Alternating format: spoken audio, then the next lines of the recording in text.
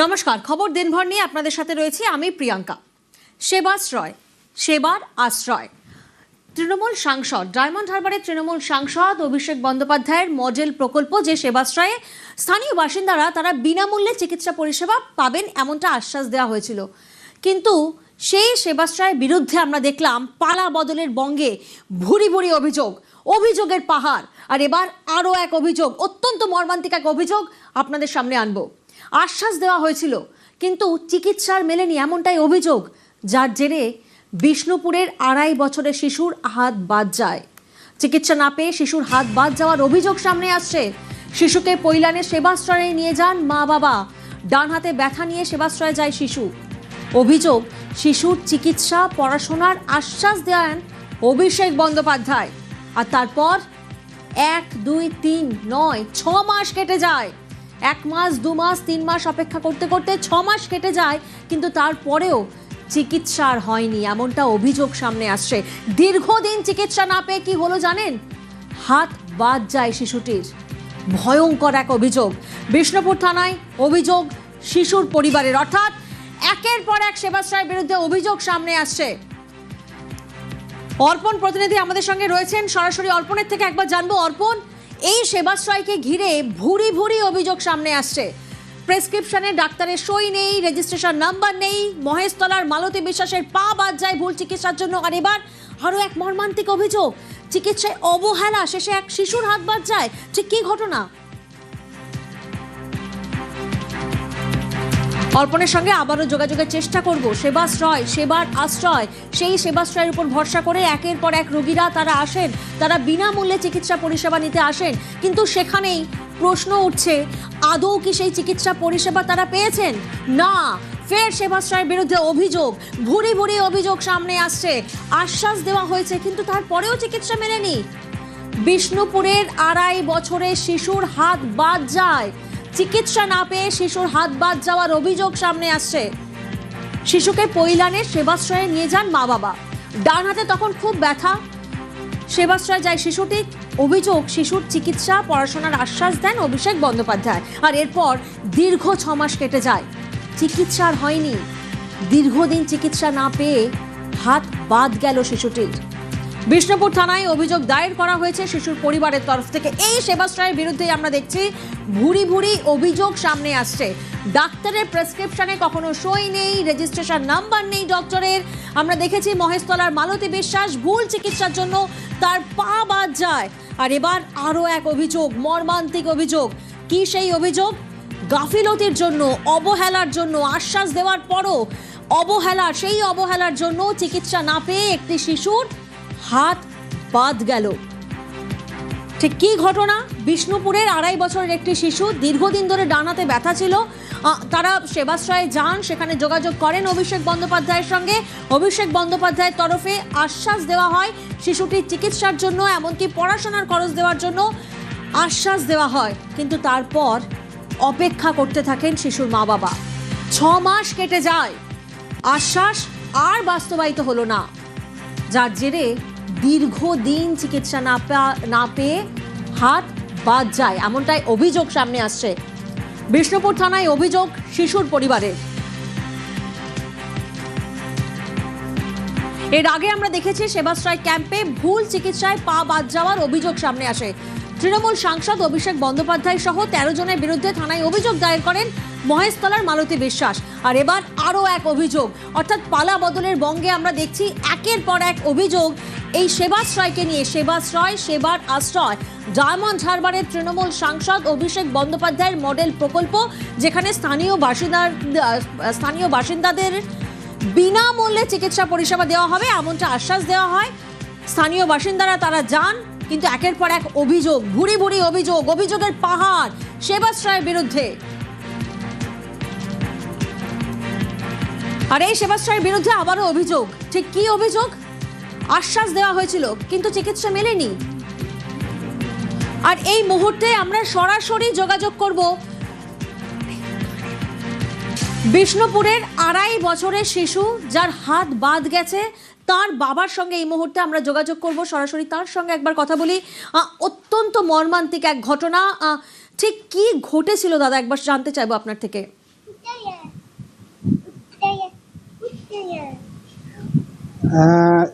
ঘটেছিল বলতে এইরকম, আমরা তো আমার বাচ্চাকে তো ছোটবেলা থেকে একটা বিরল রোগে আক্রান্ত। রোগটির নাম হচ্ছে আর্টেরিও ভিনাস ম্যালফরমেশন। তো সেই তখন আমরা ছোটবেলা থেকেই ওকে নিয়ে এসএসকেএম, এনআরএস এইসব হসপিটালে ঘুরে বেরিয়েছি। তো এখান থেকে যখন এসএসকেএম হসপিটাল থেকে বললেন যে এর চিকিৎসা আমাদের এখানে নেই, তো আপনারা একটু অন্য জায়গায় ব্যবস্থা করুন। তো আমরা তখন ভেলোর সিএমসিতে যাই। ভেলোর সিএমসি থেকে আমাদের 40 লক্ষ টাকার একটা এস্টিমেট দেয়। তো 40 লক্ষ টাকার এস্টিমেট শুনে আমরা মানে ভয় পেয়ে যাই রীতিমতো, যে অত টাকা আমাদের পক্ষে, আমি একটা গাড়ি চালাই সামান্য, অত টাকা আমি কিভাবে জোগাড় করবো। তখন আমরা দিল্লি এইমসে যোগাযোগ করি। দিল্লি এইমসে যোগাযোগ যখন করি, ওখান থেকে ডাক্তারবাবুরা আমার বাচ্চার ট্রিটমেন্ট করছিলেন। হ্যালো হ্যাঁ, শোনা যাচ্ছে, হ্যালো শোনা যাচ্ছে। হ্যালো হ্যাঁ, ট্রিটমেন্ট করছিলেন। করতে করতে যখন দিল্লি থেকে দিল্লির এইমস থেকে আমাদের যখন বললেন 1 থেকে 1.5 মাসের মধ্যে, প্রতি 1 থেকে 1.5 মাসের মধ্যে এখানে আসতে হবে, আমাদের সেইটুখানি আর্থিক সহায়তা নেই যে আমরা দিল্লিতে গিয়ে এরকম বাচ্চাকে প্রতি মানে মাসে বা 1.5 মাসের মধ্যে গিয়ে ওখানে আমরা চিকিৎসা করাতে পারি।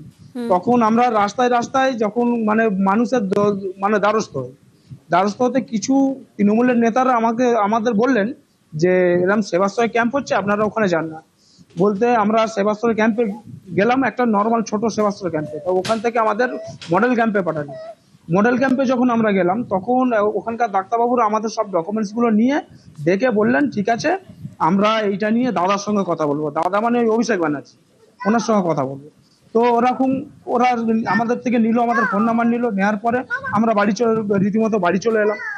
তারপর একদিন আমতলার এই তৃণমূল অফিস থেকে আমাদের কাছে ফোন গেল যে আপনাদের সঙ্গে অভিষেক ব্যানার্জির মানে দেখা করানো হবে, আপনারা আসবেন। বলতে আমাদের এখানে নবকুমার বেতাল, এই বিষ্ণুপুর 2 নম্বর ব্লকে, আর এই হাইবর বলে একজন আছে, এরা দুজন কি মানে ব্যবস্থা করে আমাদের গাড়ি করে আমার অভিষেক ব্যানার্জির কাছে নিয়ে গেলেন। এবং অভিষেক ব্যানার্জি আমাদের ডাইরেক্ট বললেন যে এই বাচ্চার সমস্ত দায়িত্ব আপনারা একদম চিন্তা করবেন না, এইমসে যাওয়ার দরকার নেই, আমরা এখানে ওর অনেক কিছু ব্যবস্থা করব, আর পুরো দায়িত্ব আমার, ওর পড়াশোনার দায়িত্ব আমার, এরকম বলেছিলেন। বলার পরে তারপর আমাদের তার 2 দিন পরে কালীঘাটের অফিসে ডেকেছিলেন। এই কালীঘাটের রঙের দোকানের ওপরে যে অফিসটা, তো ওখানে তো অয়ন ঘোষ দস্তিদার আর ডক্টর শান্তনু সেন বসে থাকে। তো প্রথম দিনেই যখন আমি ডক্টর শান্তনু সেনের সঙ্গে কথা বলছি, উনি তো আমাদের সঙ্গে সে কুকুর ছাগলের মতো ব্যবহার করছিলেন।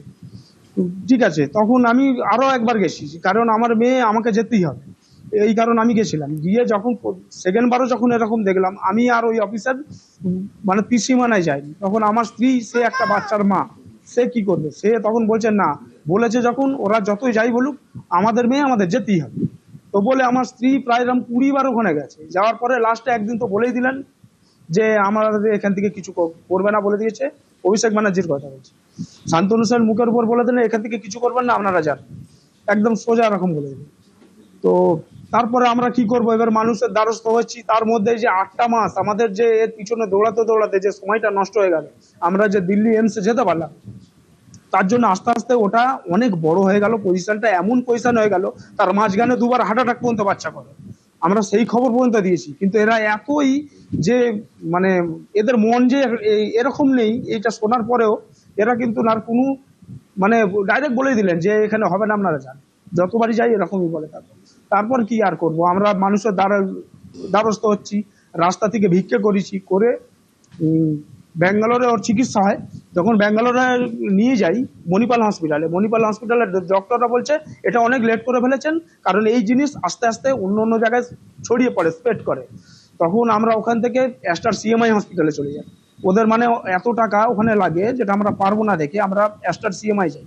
অ্যাস্টার সিএমআই হসপিটালে আমরা এই ভিক্ষে টিক্ষে করে ওখান থেকে ওর আজকের ডাক্তারবাবুরা বলেছে যে অ্যাম্বুলাইজেশন হয়। অ্যাম্বুলাইজেশন হওয়ার পরে ডাক্তারবাবুরা বলে হাত আপনারা এত দেরি করে ফেলেছেন, হাত কেটে বাদ দিতে হবে, তাছাড়া আর উপায় নেই। বলে আমার আজকের ওই ছোট্ট বাচ্চাটির ডান হাতটা পুরো গোড়া থেকে বাদ দিয়েছে।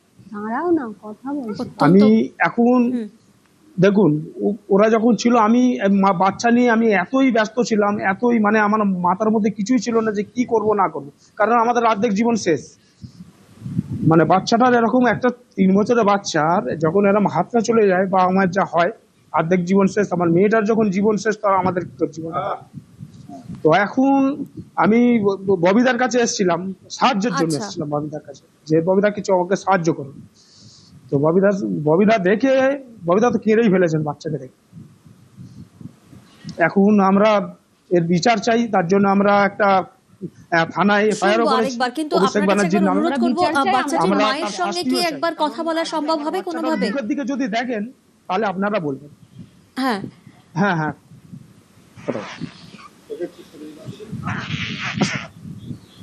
কথা বল। কথা বল। হ্যাঁ, হ্যালো। হ্যাঁ, এখন এখন 2.5 বছরের বাচ্চাটি কেমন আছেন একবার জানতে চাইবো। এবং যেমনটি উনি বলছিলেন যে আপনি মা, আপনি আশায় বুক বেঁধেছিলেন যে কোথাও না কোথাও যখন অভিষেক বন্দ্যোপাধ্যায় তার তরফ থেকে এই আশ্বাস দেওয়া হয়েছিল শিশুর চিকিৎসা এবং পড়াশোনার জন্য, কিন্তু এই যে বারবার আপনারা কালীঘাটের অফিসে গেলেন, যেমনটা উনি বলছিলেন যে একবার নয় 20 বার গিয়েছিলেন, সেই জায়গা থেকে তখন আরো একটা অভিযোগও সামনে এসেছিল যে বিজ্ঞাপনের জন্য ব্যবহার করা হয়েছিল। এই জায়গাটা একটু স্পষ্ট হতে চাইবো যে একাধিকবার আপনারা কালীঘাটে গেলেন, আশ্বাস দেওয়া হলো, এবং বিজ্ঞাপনের জন্য এই 2.5 বছরের শিশুটিকে ব্যবহার করা হয়।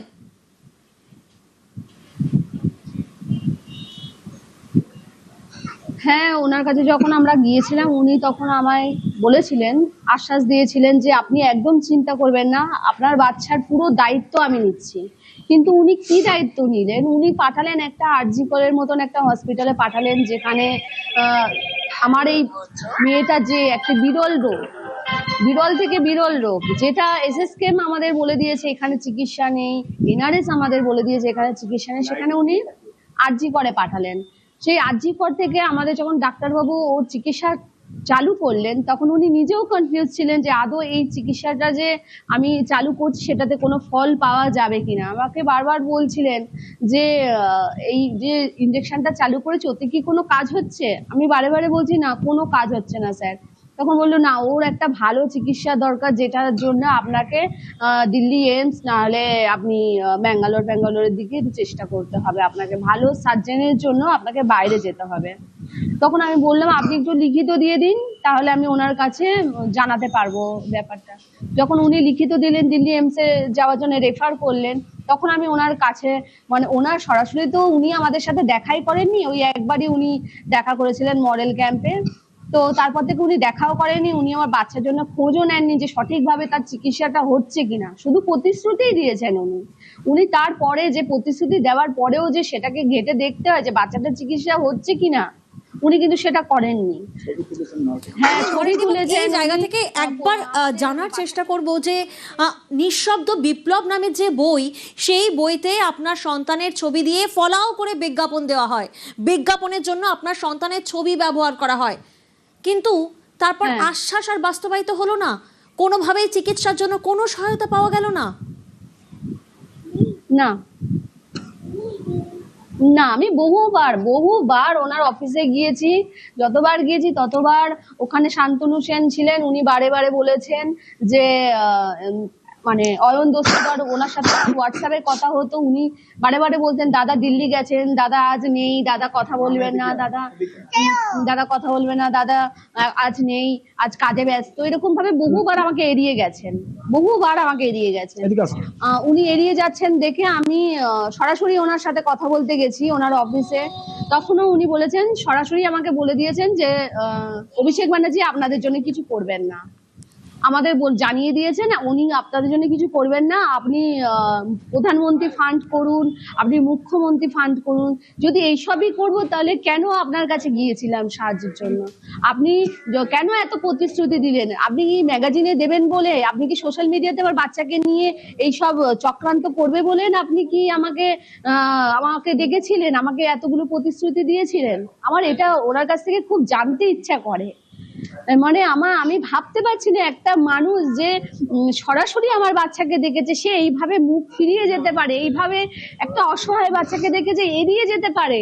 মানে আমি একটা সত্যিকারে মানুষ বলে ওনাকে মনে করি না, আমি ওনাকে মানুষ বলে মনেই করছি না, কারণ মানুষ এত হৃদয়, মানে এত হৃদয়হীন, হৃদয়হীন হতে পারে আমি কোনোদিন দেখিনি। সত্যি উনি আমার বাচ্চাকে চোখের সামনে দেখলেন যে এত একটা মরণ ব্যাধি, একটা ওর মানে যে রোগটা মানে খুব দ্রুত চিকিৎসা না হওয়াতে আমার বাচ্চার কত বড় ক্ষতি হতে পারে, বাচ্চার জীবন সংশয় হতে পারে।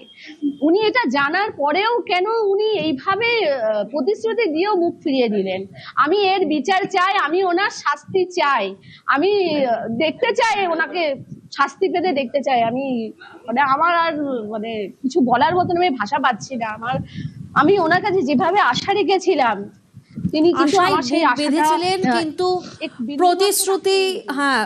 প্রতিশ্রুতি দিয়েও মুখ ফিরিয়ে নিয়েছিলেন। একবার কৃতির বাবার সাথে আমি একটু কথা বলবো। একেবারে ফলাও করে তো বিজ্ঞাপন দেওয়া হলো আপনার সন্তানকে ব্যবহার করে, ছোট্ট কৃতির মুখ ব্যবহার করে, কিন্তু তার তো ডান হাতটাই বাদ চলে গেল।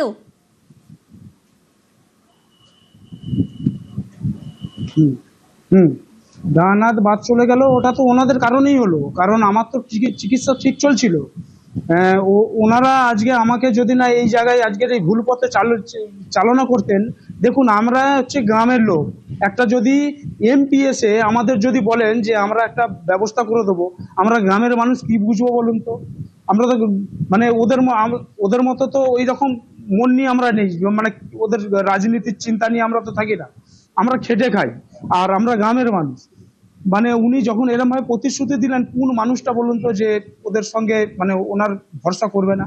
সেই সময় উনি যেরকম ভাবে করছিলেন, সেই সময় উনি যেভাবে আমাদের মানে আমি এইটুখানি বলতে চাই যে উনি শুধুমাত্র এখানে ম্যাগাজিনে ছাপানোর জন্য আর আমাদের এই বাচ্চাকে নিয়ে রাজনীতি করার জন্য উনি এখানে এসেছিলেন। ওই রাজনীতি ছাড়া আর কিচ্ছু না। কারণ যেদিনই ম্যাগাজিন মানে নিউজে ছাড়লেন, যেদিনেই উনি ওই প্রচার করলেন আমার বাচ্চাকে, তার পরদিন যখন আমরা অফিসে গেলাম, ওনার কি এইটুখানি জানা নেই যে ওনার অফিসে কারা বসে আছে, মানুষের সঙ্গে কিরকম ব্যবহার করে? আমি একটা জিনিস বুঝেছি যে অভিষেক ব্যানার্জি এরকমই করতেন, যে এরকম পাড়ায় পাড়ায় যাবেন, উনি যে কত বড় মানে বড় মাপের মানে বড় মন মাপের সংসদ, উনি লোককে খালি লোকের দেখানোর জন্য এগুলো করবেন, আর অফিসে নিয়ে গিয়ে তাদের সঙ্গে এমন দুর্ব্যবহার করবেন, তারপর দিন যাবে না। মানে আদতে ওদের কাজটাই এরকম ছিল। কারণ আমি ওখানে দুবার গিয়ে ওদের যা চরম অপমানিত হয়েছি ওখানে গিয়ে, তারপর দিন থেকে আমি কিন্তু যেতাম না। আমার স্ত্রী কিন্তু ও হাল ছাড়েনি, ও বলছে না লাস্ট দেখে ছাড়বো। শুধু মানুষকে আশ্বাসই দিয়েছেন, মানুষের পাশে সেরকম ভাবে দাঁড়িয়েছে বলে তো আমার মনে হয় না। নাহলে কি আমার বাচ্চাটা চিকিৎসাটা এইভাবে উনি আটকে দিতেন? অর্থাৎ যে সময় ডান হাত দিয়ে ABCD লিখবে ছোট্ট কৃতি, সেই সময় তার ডান হাত বাদ যায় শুধুমাত্র আশ্বাস দেওয়ার পরও মুখ ফিরিয়ে নেওয়ার জন্য। আর এই নিয়েই আমরা কথা বলেছিলাম স্বাস্থ্যমন্ত্রীর সঙ্গে, তিনি কি বলছেন শোনাবো আপনাদের। একজনের পা কাটা গেল, একজনের হাত কাটা গেল, সাংসদের মাথা কাটা গেল না কোনো লজ্জায়। আমি যদি সাংসদ হতাম তাহলে আমার লজ্জায় মাথা কাটা যেত, এবং আমি জনগণের সামনে দাঁড়িয়ে মাথা নত করে বড় জোরে ক্ষমা প্রার্থী হতাম।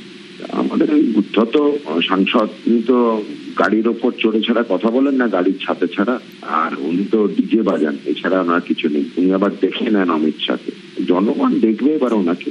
সাহস থাকে তো রাস্তায় পায়ে হেঁটে যাক, একবার দেখবেন জনগণ কি অবস্থা করে। খুব অস্বস্তিকর, কেন স্বাস্থ্য ভবনের হাতে দায়টা বর্তায় যে আমরা কি করব, স্বাস্থ্য ভবনের হাতে দায় বর্তায়। চলছে আমাদের তদন্ত, দেখা যাক কতদূর জল গড়ায়, সে অনুযায়ী কাজ করা হবে।